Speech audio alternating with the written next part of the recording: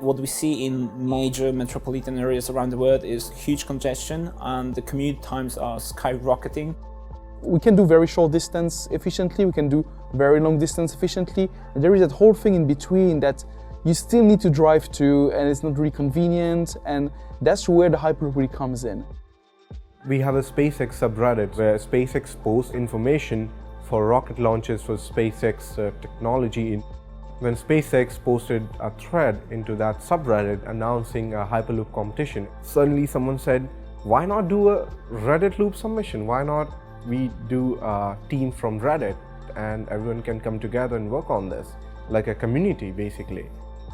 So that's how we started the rLoop. In order to successfully do our project, we needed tools that people from all around the world can have access to easily. It had to be something connected. So Autodesk through Fusion 60 really allows for a team like us, which is gathered all around the globe, to work simultaneously on the same design, and everything is on a cloud so that anyone can simply log into it and start working on a certain part. We have a mechanical engineer on one continent, electrical engineer on the other continent.